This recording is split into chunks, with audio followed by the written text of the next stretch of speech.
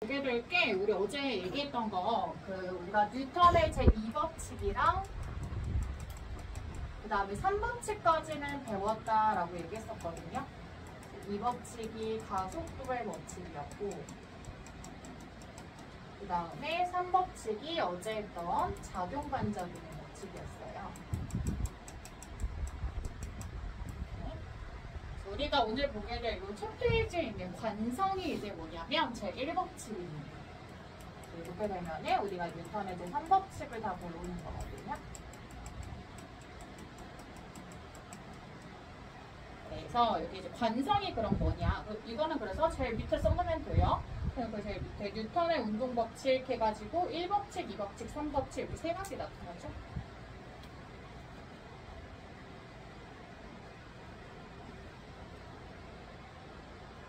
여기에다가 관성 법칙, 그 다음에 가속도 법칙,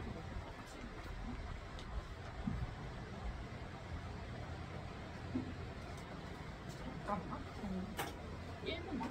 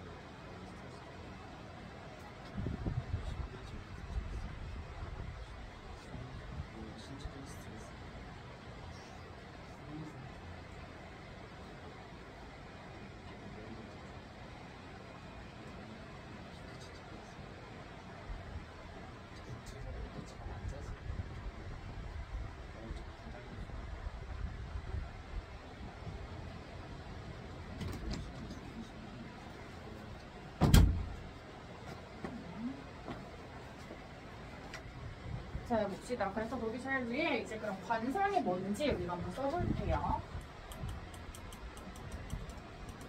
관성이라고 하면은 물체가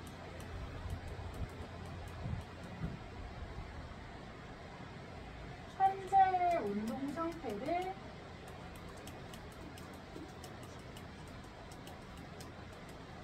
유지하려는 성질입니다. 물체가 현재 운동 상태를 유지하려는 성질. 우리가 운동 상태라고 하는 거는 월요일에 가속도 배우면서 얘기했었죠.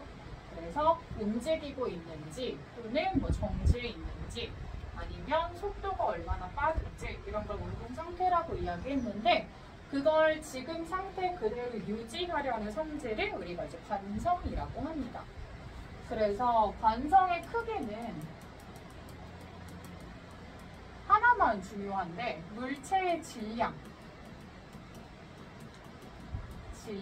커지면 관성도 증가해요. 근데 얘는 따로 계산을 하진 않을 거예요. 뭐 관성의 크기가 얼마다 이렇게 계산할 건 아니고 그냥 우리가 질량이 크면 관성도 크구나 이렇게만 생각을 해주면 됩니다. 거꾸로 얘기하면 물체의 질량을 제외한 다른 요소는 전부 관성에 영향을 주지 않습니다.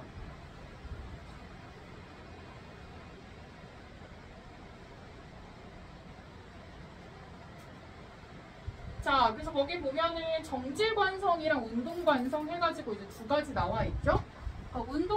상태를 유지하려고 한 거였으니까 정지 완성은 뭐겠어요? 정지한 물체가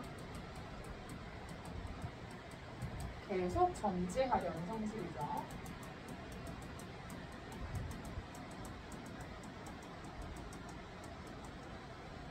원래 정지해 있던 물체가 계속 정지해 있으려고 하는 것을 우리가 정지관성이라고 하는 거예요.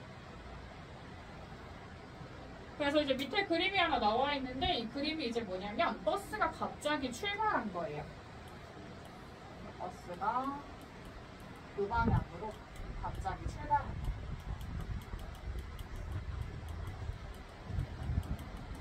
자, 그러면 이 안에 있던 사람은 버스랑 같이 원래 정지를 하고 있다가 이렇게 쓰면 되죠. 버스가 갑자기 출발하면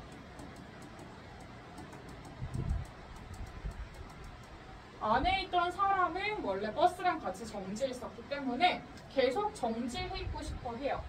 근데 버스에 타 있기 때문에 버스가 움직이니까 얘만 정지할 수는 없잖아요.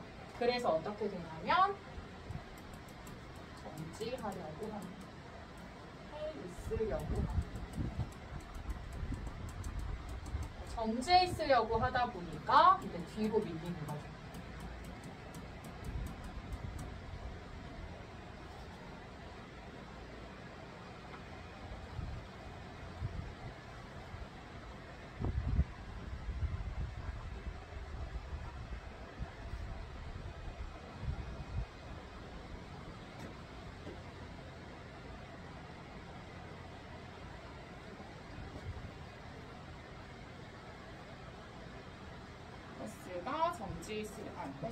버스는 갑자기 출발했기 때문에 사람이 정지해 있으려고 해서 사람이 이제 뒤로 밀린다. 그때 사람한테 작용하는 걸 우리가 정지 본성이라고 합니다.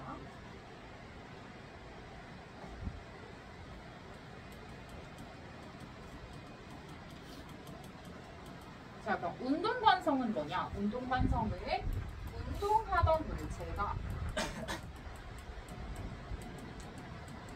운동하던 물체가 계속 운동하려는. 근데 무슨 운동하냐면 등속 직선 운동 하려는 성질을 말합니다.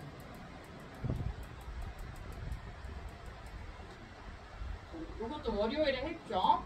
등속 직선 운동은 언제 하는 거냐면 알짜 힘이 0일 때. 알짜 힘이 0일 때 하는 거기 때문에 등속 직선 운동하려고 하는 성질을 우리가 운동관성이라고 합니다.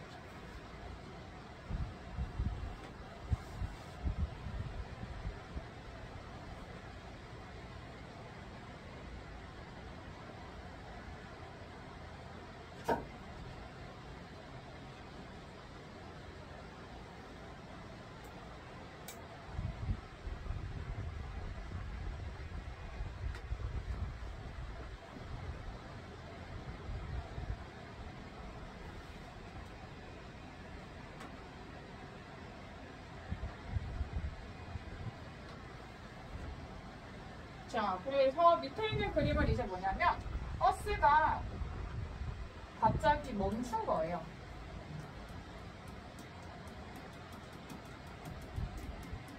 원래 왼쪽으로 가고 있었는데 갑자기 멈춘 거.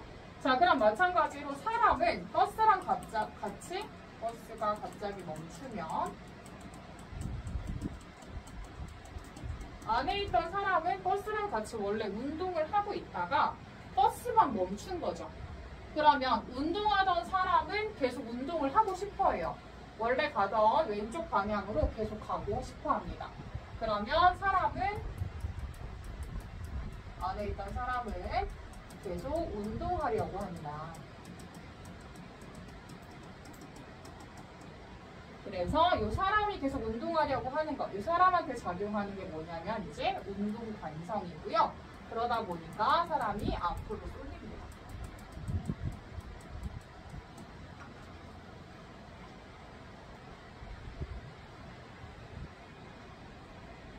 이런 현상을 이제 관성이라고 해요.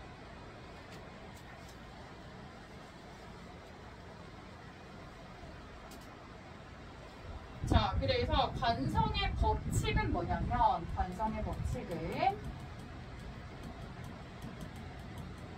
물체에 작용하는 알짜 힘이 0이면, 우리 알짜 힘은 첫 시간에 배웠죠? 알짜 힘이 0이면 운동 상태가 변하지 않는다. 이것도 사실 우리 첫 시간에 얘기했었거든요.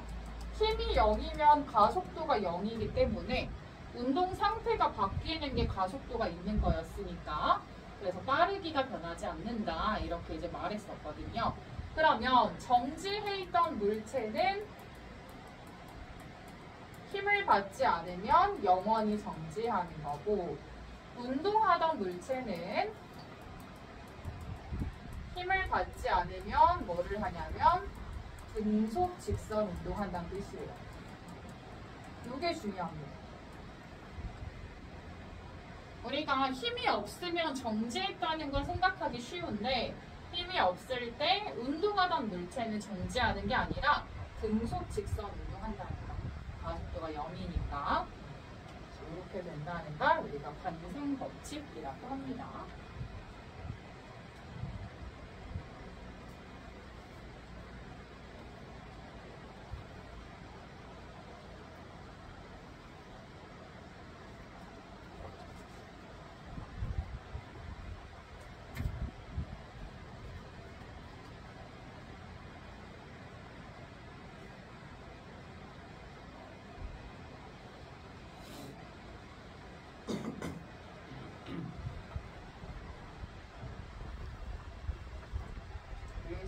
적어놓고 나서 6페이지로 한번 가볼게요. 6페이지에 관성 문제 어떻게 나오는지 보고서 다시 볼게요.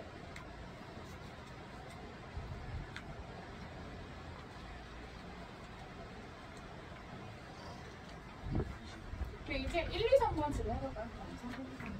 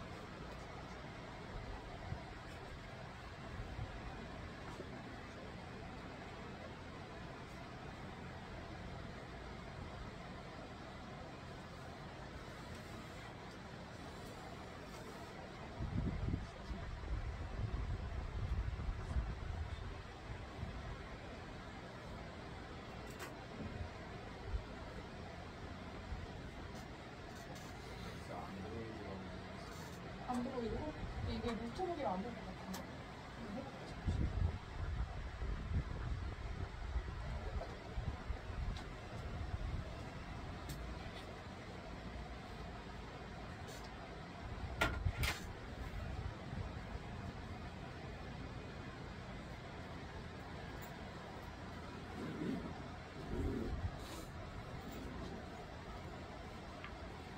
일, 2, 3번 세 문제는?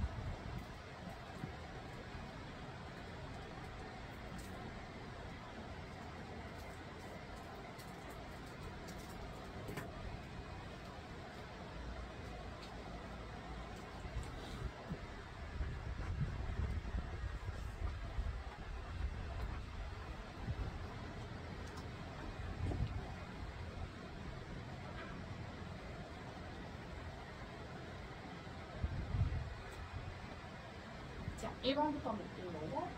우선 이 현상이 아까 얘기했듯이 정지한 버스가 갑자기 출발할 때 승객이 뒤로 넘어지는 거.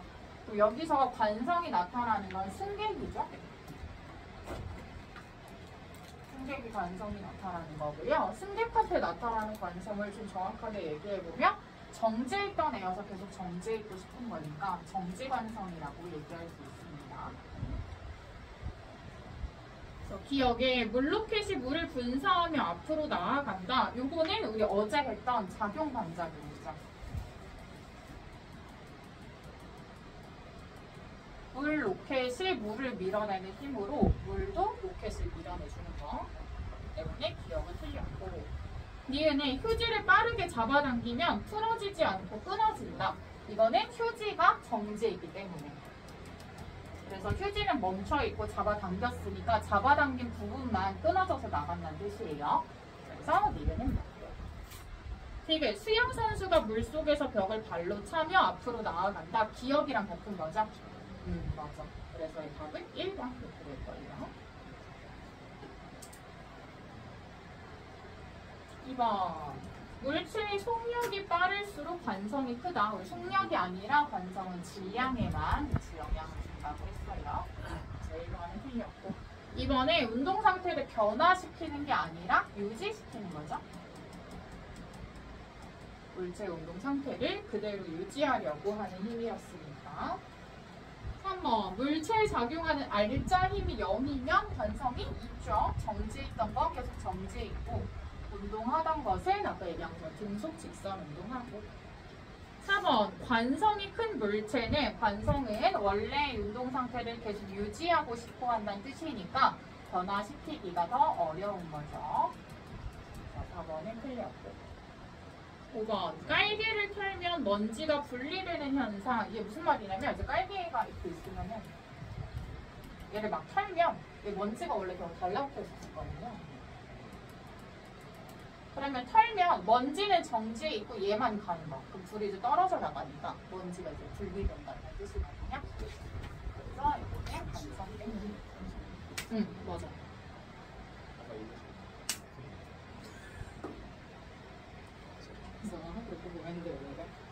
자, 3번은 지금 이제 3개가 이렇게 있는데 우리 마찰이 없다라고 했으니까 힘이 없는 거죠. 힘이 없다. 근데 A는 정지했으니까 계속 정지해 있는 거고 B랑 C는 이제 등속 직선 운동할 거예요. 그럼 A, B, C 전부 다 관성이 나타나죠. 얘는 정지, 얘는 운동. 그래서 기억은 틀렸고. 니은의 관성이 가장 큰 물체는 질량이 가장 큰 거 보여주면 되겠죠? 그럼 제일 무거운 건 C이기 때문에 C가 됩니다. 다음에 그럼 얘기한 것처럼 셋 다 마찰이 없기 때문에 얘는 또 일정한 속력이라고 했잖아요. 일정한 속력이면 힘이 0인 거죠. 그래서 디귿은 맞는다. 3번 입니다. 네.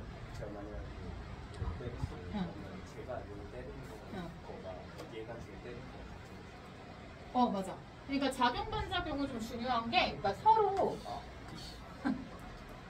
A랑 B랑 서로 이제 밀면은 A가 B를 민 거는 B한테 작용한 힘이에요. 그래서 이게 A가 B를 민 거고, 그러면 그만큼의 크기로 B도 A를 민다는 얘기예요. B가 A를 민다. 그래서 우선 얘랑 얘는 각각 다른 물체에 작용하는 힘이긴 한데 서로 작용한다는 뜻이고, 그러니까 만약에 얘가 얘를 때리면 얘는 아픈 거지, 얘는 아프고. 자, 그래서 2페이지로 가볼게요. 이제 운동량입니다. 관성은 사실 그냥 간단하게 볼 거였고, 운동량이 여기 좀 중요해요. 자, 운동량이라는 거는 이름 그대로 운동을 하는 크기라는 뜻이거든요. 그래서 우선 질량 곱하기 속도로 구합니다. 질량 곱하기 속도. 저 단위도 여기서 그대로 따와가지고 질량 단위가 킬로그램이니까 킬로그램 속도의 단위 미터 퍼 세트 이렇게 써요.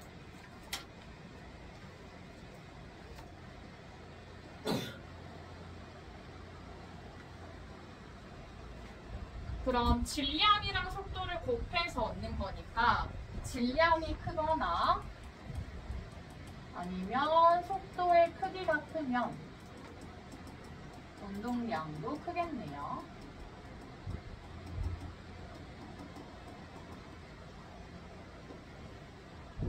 질량이 크거나 즉 무거운 물체이거나 속도의 크기 즉 빠르기가 빠르면 운동량의 크기가 커진다 이런 뜻입니다.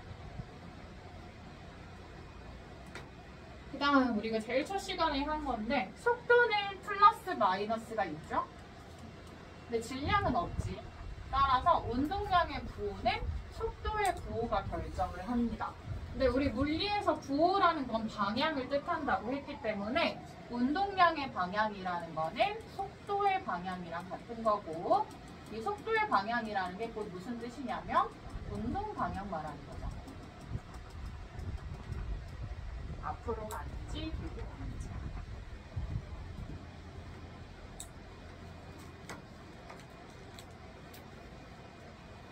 그래서 방향이라고 한 건 위에서도 얘기한 것처럼 속도의 부호를 뜻한다.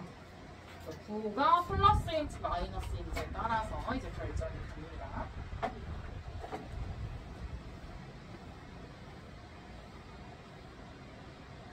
그래서 밑에 있는 것처럼 우리 운동량 기호로 P라고 써요. 그 다음에 여기 이제 질량은 매스에서 따와서 M이라고 한다고 했죠. V는 벨로시티에서 따와서 속도였거든요. 그래서 P는 MV.